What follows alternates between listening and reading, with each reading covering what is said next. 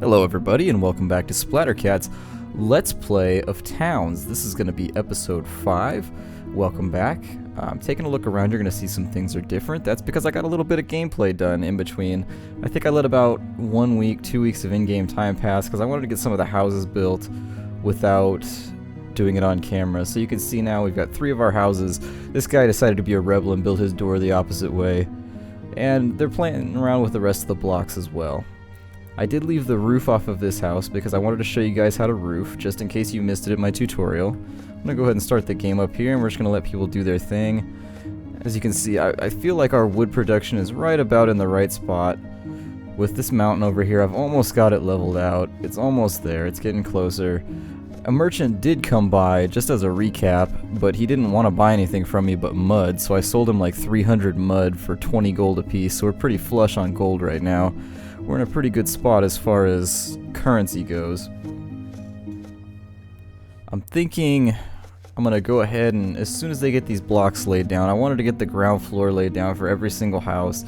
This is going to be our kind of, not our ghetto area I guess, but kind of our little close-knit. If you look at old cities in like the Middle East or even in Europe, everything seems kind of crowded, like they would just build things together instead of spacing things out, because that's just how people built back then. So that's what we're going to do here. I will space it out a bit as we cross the river and kind of make houses line this. And then what I'd like to see is maybe, you know, some more workshops as you get further away from the coast. And then I'll probably cover it all with a wall that runs from one side to the other maybe, or goes around and comes all the way around like so. Just a big thick stone wall. But we'll see how that goes. Another thing that's changed in between episodes is you'll see I've equipped every single one of my people with armor and weapons. We've also gotten 2 immigrants. I was kind of hoping we would get a few more, but I'm not going to complain. Any amount of a good thing is a good thing, so 2 more citizens is helping our work queue out a bit. Tasks for today that I would like to see is I would like to get knee-deep in the dungeon. I would like to get the tavern started out. And I'm going to leave a lot of this house building for later. We do have the first layer laid down on every single house, so that's good. And I'm going to go ahead and roof this building here. And so if you didn't see the tutorial, you want to make sure you're on the right layer. I know for a fact all of my roofs are on layer 4. And what I'm going to do is I think I'm going to make a thatched roof for this house. So I'm going to go to my walls menu. And I'm just going to fiddle around. There we go. And I'm going to pick straw roof. And the most important thing to know is you want to leave the corner out. This corner right here. You want to work from the top to the bottom. And you want to go out like this along the walls. So you want to leave this corner out though. If you put this corner in, things are going to go severely wrong, which is kind of annoying. And it's one of the foibles of the game system that is most complained about. But I'm going to try and show you how to do this properly, and you'll see they'll just start laying them out. Now, if each layer gets laid down, we're going to lay down the interior concentric layers. I've decided to name the whole township Mount Worthless, after this big mountain that I've decided not to destroy. I've come to appreciate Mount Worthless. It's just going to hang out behind us. Our city's going to be called Mount Worthless, and I think that's more or less going to be... that's going to be alright. I like that name.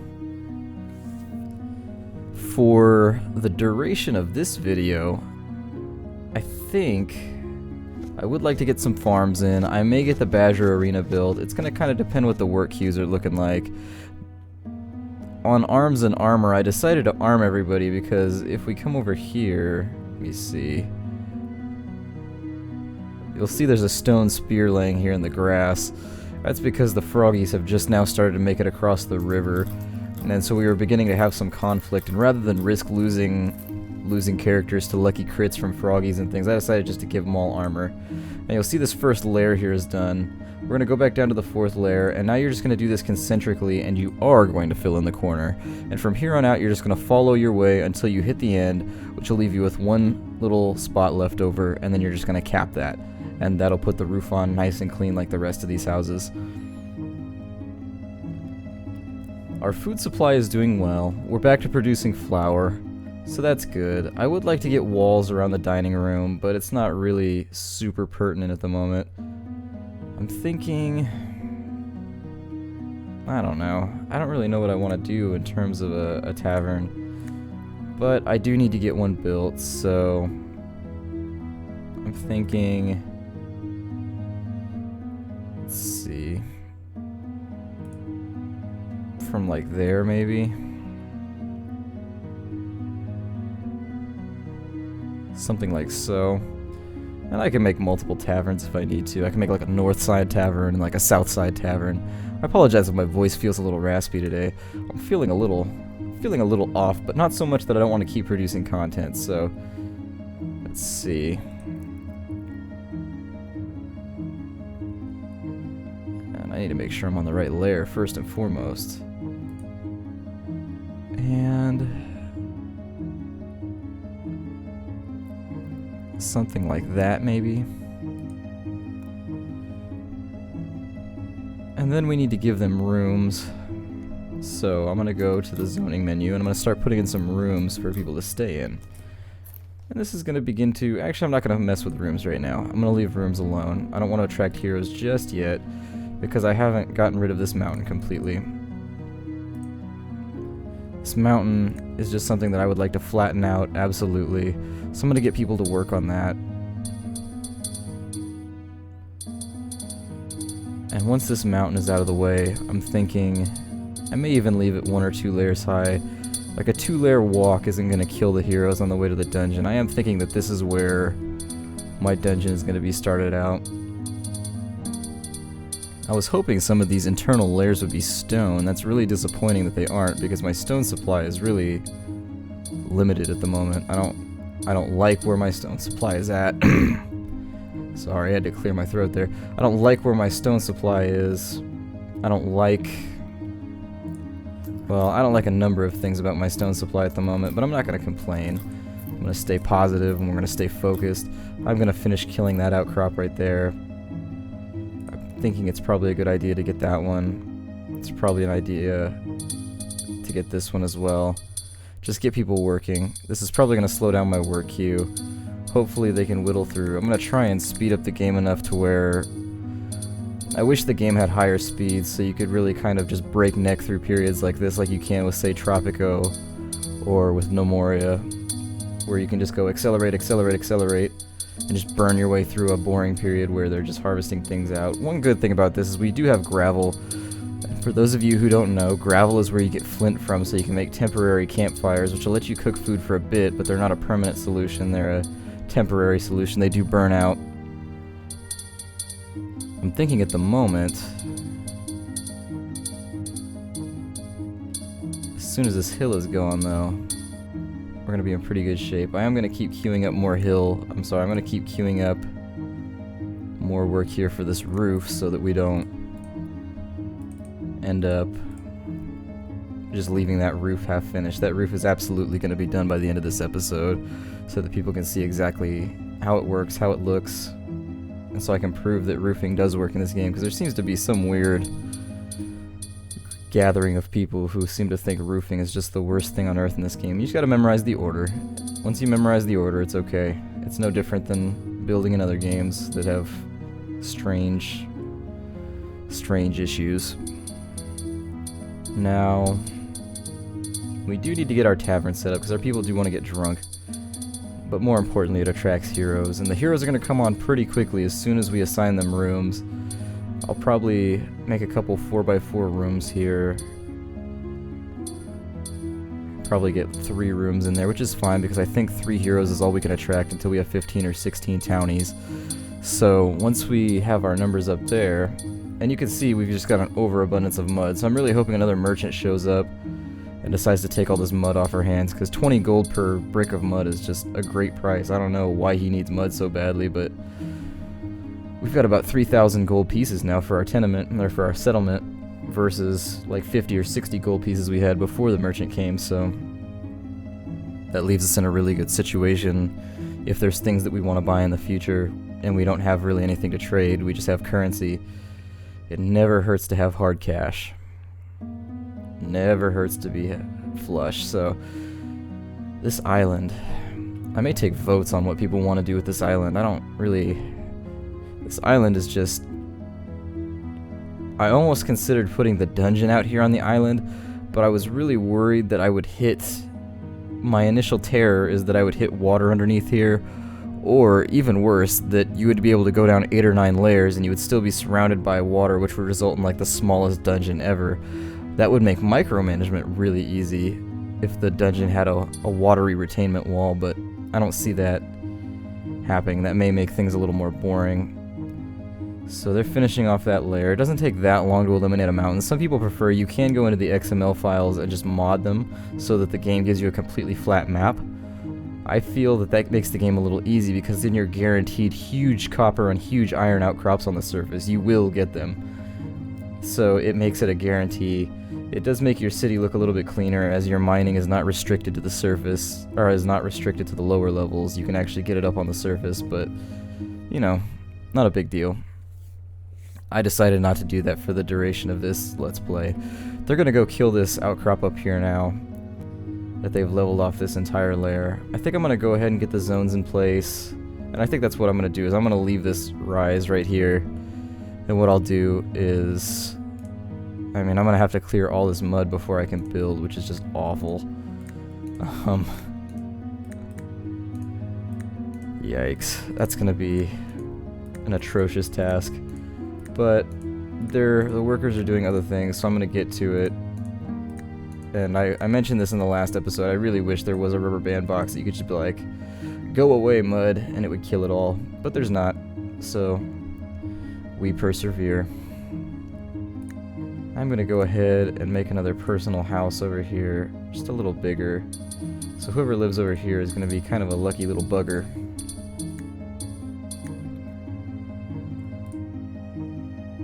And there we are, just a little seaside manor for somebody. I used up a lot of my stone making this road here, which I kind of regret, but then again, I've heard that the roads increase your people's efficiency. Not directly, like it doesn't actually like tweak a stat or anything, but I've heard that it actually makes them move quicker, but maybe that was in a previous version because they don't seem to follow the roads at all. They seem to skip over them more often than not, so I'm not sure if that feature actually still functions. Can't really do a whole lot with the dungeon until I get rid of a lot of this mud. So that kind of leaves me in a situation where everybody's doing their thing over there. I apologize, but I'm just gonna destroy mud for a second. Ooh, isn't this exhilarating? This has got to be the most exciting episode ever, guys. Just mud deleting, right click, left click, right click, left click. Jeez. I'll do that off camera. I'm not going to subject you guys to that. That's just awful. If somebody started doing that in a Let's Play that I was watching, I'd just be like, what are you doing, bud? What are you doing? So I'm going to zone off some tavern rooms now, which I believe are that one. And we'll just give each tavern room... I don't know about the spacing. I didn't count my cubes. But I'm going to assume that those 2 rooms... I mean, we don't really want to attract too many heroes for now. 3 heroes would still be more... I mean, 1 hero is going to be more heroes than we're going to be actually using right now, so... We do have an actual stone supply at the moment, and they finished off building the next little ring of the roof. I had played around with the idea of maybe doing an overhang, but I haven't done it yet on any buildings. I'm going to do it later and see how it looks.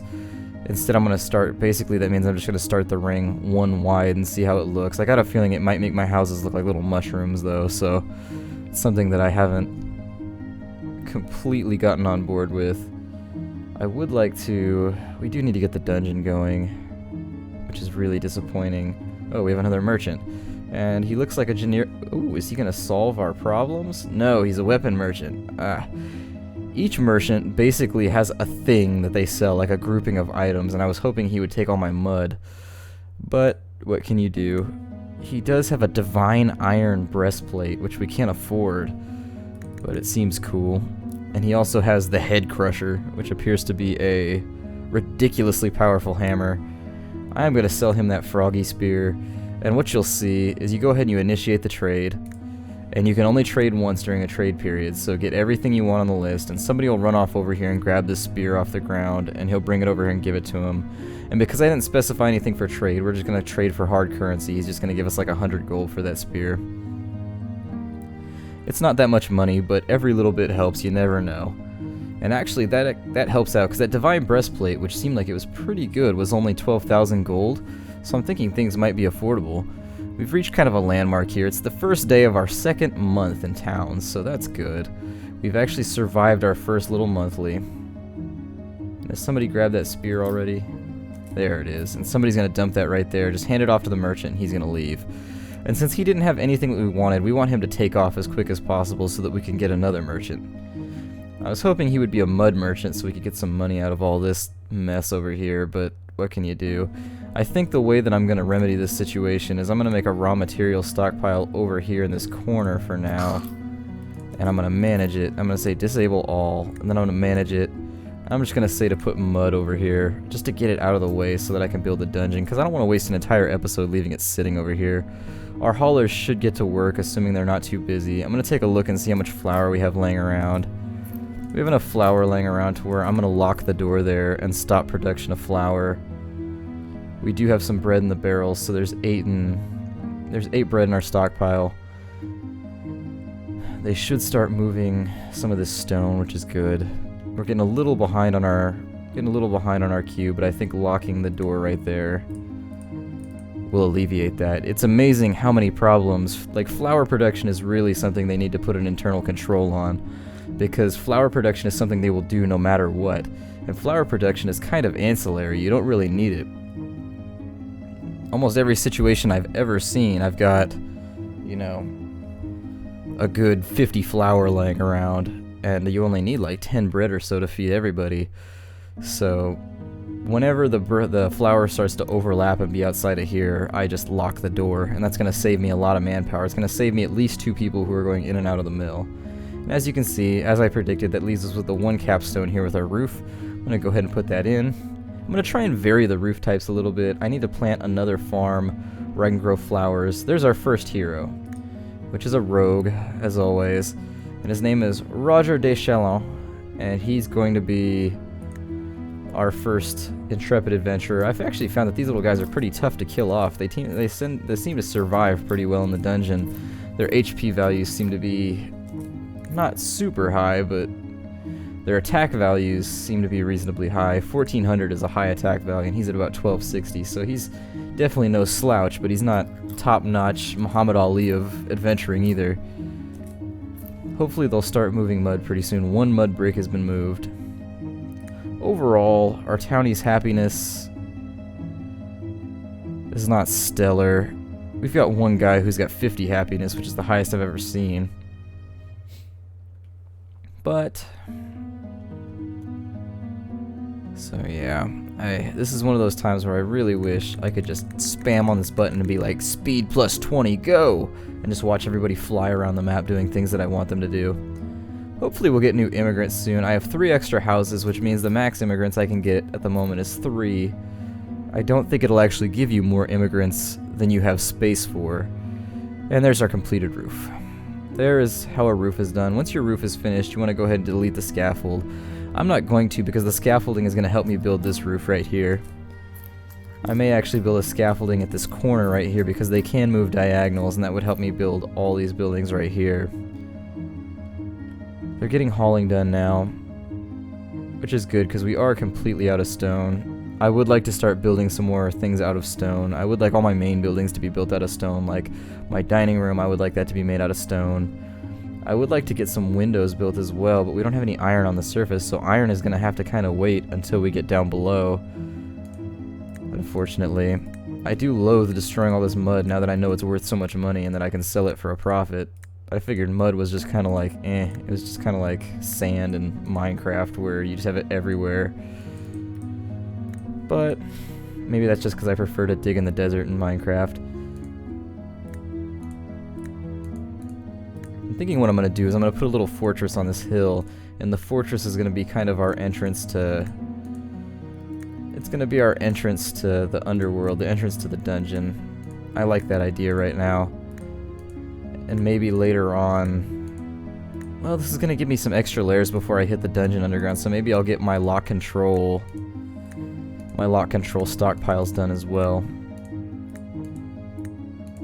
And there we are. Just kill some more of that mud. And we have another hero who showed up now. I don't even know how to pronounce that name, so I'm not going to touch it. And hopefully as soon as they get that stone done, they'll start moving some mud.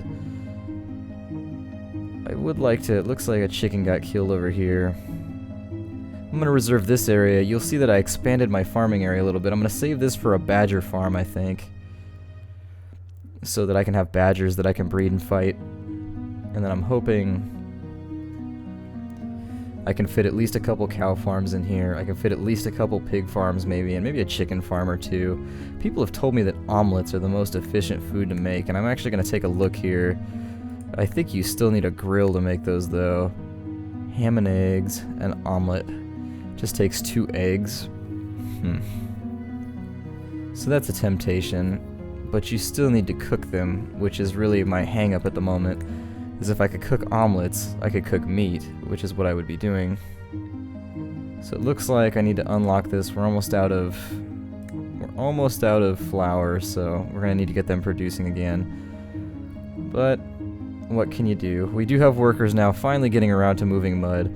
This is the primary reason. Just general hauling is really why I wish we had a bit more in our immigrant queue. And this is why I'm spacing things out in between episodes now too. I would like to keep getting things built off camera, kind of getting houses built in, and then for the more exciting stuff like digging down into the dungeon, I'll bring you guys along. I really feel guilty about dragging you down the rabbit hole for all this ridiculous hauling. I am, as soon as they get more of this mud out of the way, I do kind of want to get the dimensions laid out, like 3, 3, kind of get the circular,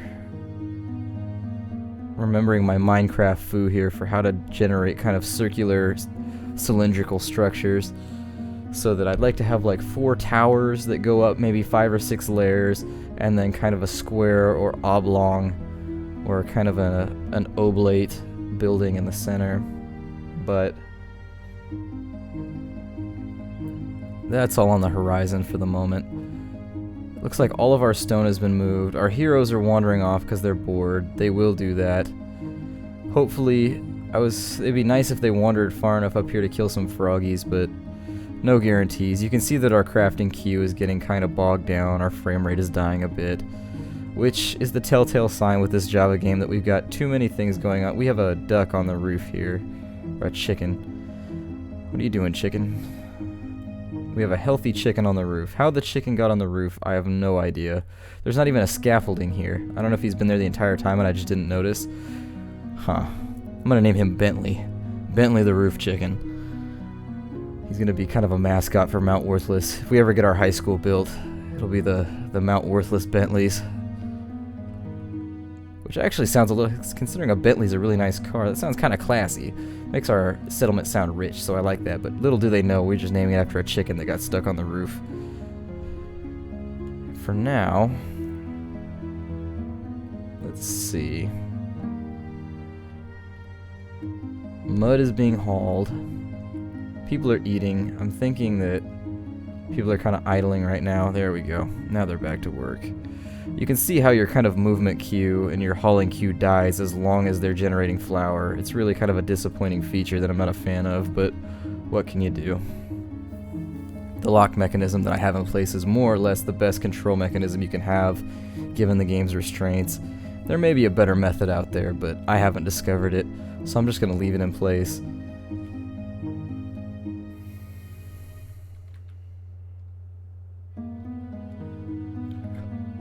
I had thought that I had designated, maybe I only did the top layer of that outcrop.